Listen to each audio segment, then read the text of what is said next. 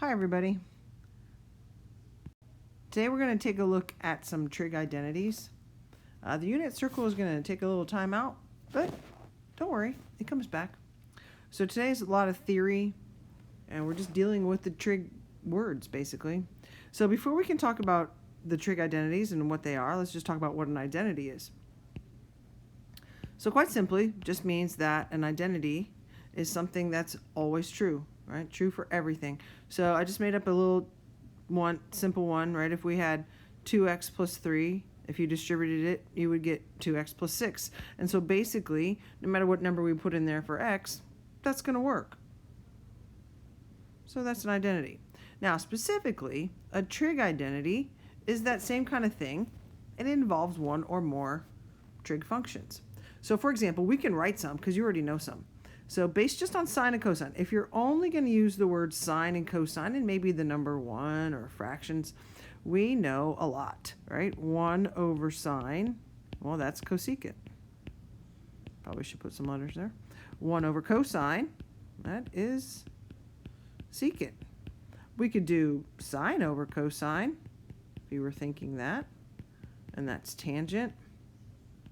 Or we could flip it around and do cosine over sine, and that's cotangent. So right there, with just using the words sine and cosine, we wrote 4 separate trig identities. Now, they're not anything revolutionary, but they are identities because they are always true. So we're going to take a deep look into our first Pythagorean identity, and then the other two we're just going to kind of say, yeah, these are identities too. This is a main identity, and one that we will use the most. So let's just start at the beginning, real slow. We know on the unit circle that every value for cosine is x and every value for sine is y. So if we look at our picture here, I have this little triangle drawn on a circle. So we know you go right x and you go up y. So there's our right triangle. It says use that triangle to write the Pythagorean theorem. Okay. X squared plus y squared equals 1 squared. Now 1 squared is really 1, but I'm just going to write it as 1 squared. So now they want us to replace x and y with cosine and sine. So x is coming out, and in its spot we know that cosine is x, so this would be cosine squared plus sine squared, and I'm going to write it as 1. This is true for anything, any point on the unit circle. So if we just pick a random point, 1/2 radical 3 over 2, right? Let's just pick that point. If you square the cosine, we get 1/4. We square this.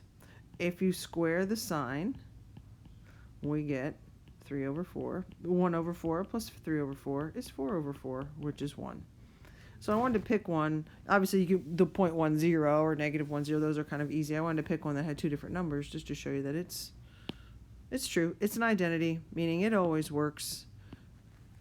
So this is super important. And because it's plus, it doesn't matter if you say sine squared plus cosine squared or cosine squared plus sine squared. Now, from that one identity, it's your lucky day, we can derive a few more identities. So I'm not going to go through both of them with you, but here, if we divide all the words by cosine squared, then over here you can see you have an identity. Tangent squared plus 1 equals secant squared. We'll make a nice little list here in a minute. So I don't want you to overlook that and think, oh, that doesn't matter. That's one of the identities. But what I want to do is go through how you could derive it yourself. So that's the one if you divide by cosine squared. So here we are starting with sine squared plus cosine squared. And if you read the directions say, hey, divide by sine squared. So we're going to divide everything by sine squared. So I have sine squared theta. I'm going to divide by sine squared theta. Cosine squared theta, dividing that by sine squared theta. And of course, the equals the 1. And we have over sine squared theta. Then it says rewrite using basic identities. Well, basic identities is just like, hey, rewrite this with those identities like we wrote at the top. Well, sine squared over sine squared, that's just 1. Cosine squared over sine squared is cotangent squared. If they're both squared, then the result is squared. And 1 over sine squared is cosecant squared. So again, since this is sine squared, the result has cosecant squared in it. So I wanted to give you a place, and you may not realize you know all these identities, but I want to give you a place to write down all the identities that we know so far. And these are basically all the things that we have that we can use in what we're getting ready to do on the back. So before you can use what you have to know what you have, right? So sine is, this says reciprocal. So sine is 1 over cosecant. Not too revolutionary. Cosecant is 1 over sine. All right. Cosine would be 1 over secant. And then secant, of course, is 1 over cosine.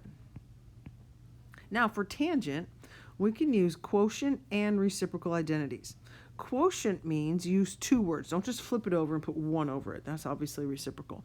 So tangent is sine over cosine, or more simply, 1 over cotangent. Now, I will tell you, while this is true, it's useless.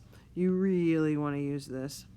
So cotangent, I always remember co means starts with cosine, so cosine over sine, or again, useless information, 1 over tangent.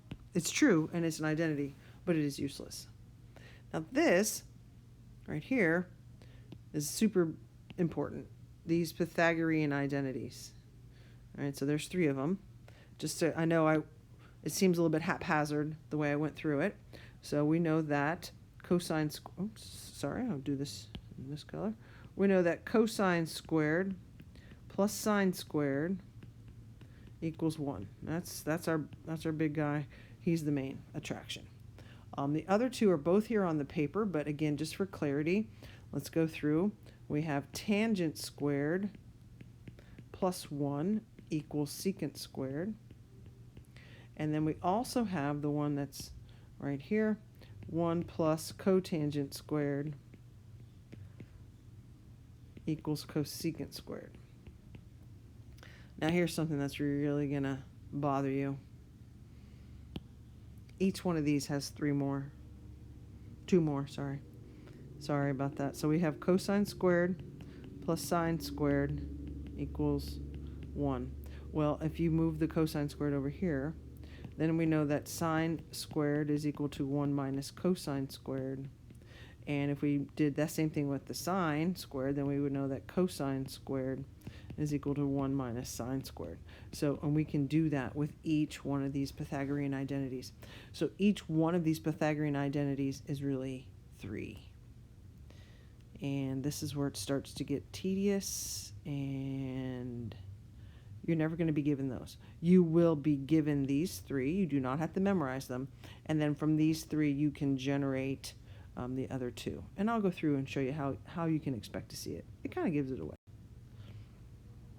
So the top part here, we're going to continually come back to this. We're going to come back to it again tomorrow. So here are some real good strategies.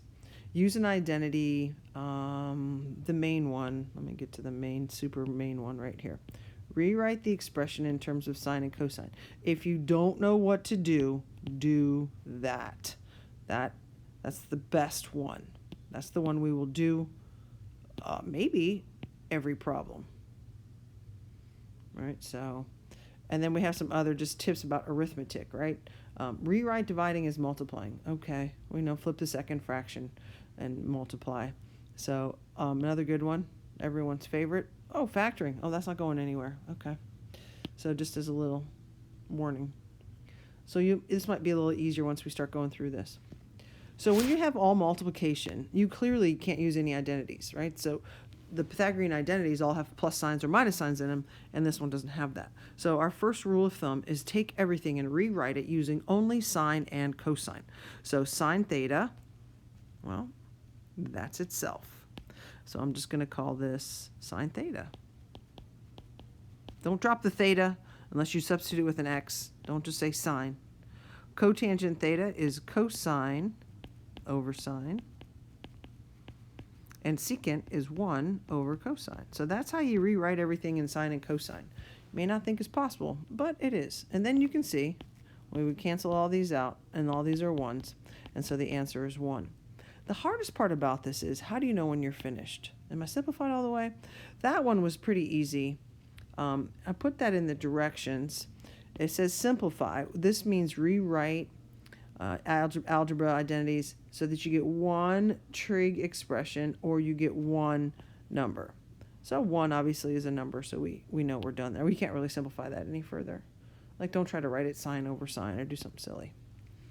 All right, so here we go. I see something squared and I see 2 squareds and a minus and a 1. This feels Pythagorean identity-ish. The Pythagorean identity that you should be looking at is the one using these words. Tangent squared plus 1 equals secant squared. Okay, so let's take a look at this. Oh, look.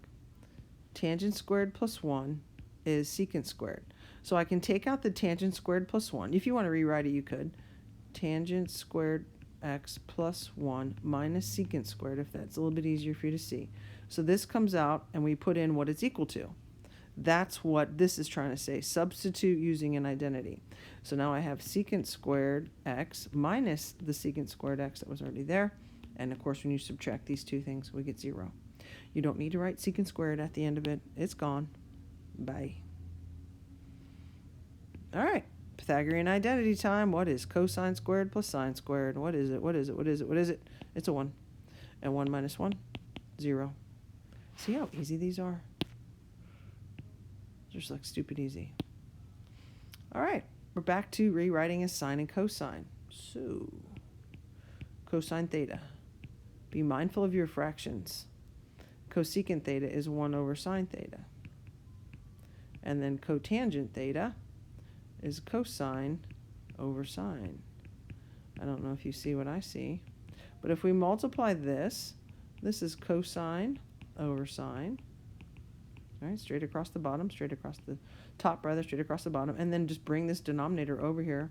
Cosine theta over sine theta. Well, look at that. Oops, that's a theta. Numerator and denominator match. 1.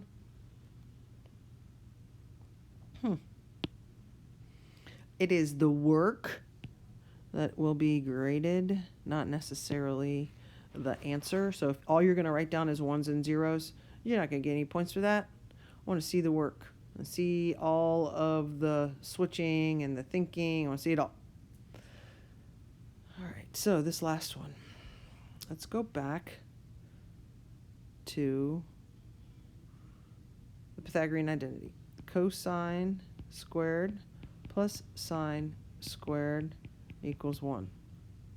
Well, I'm interested in this. This looks interesting to me because I feel like I can make that do this. I feel like if I subtract sine squared, I'm going to get that. So cosine squared equals 1 minus sine squared. Okay.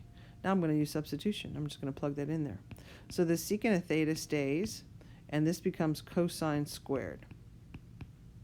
Well, secant is really 1 over cosine, and we're multiplying by cosine squared, and this can be reduced. And so when you do that, there's still 1 cosine left in the problem. So not every answer is a 0 or a 1. And again, it is showing the work. The work is super, super important that you can demonstrate the thought process. So try the problems in the homework and bring any questions that you have to class or to office hours.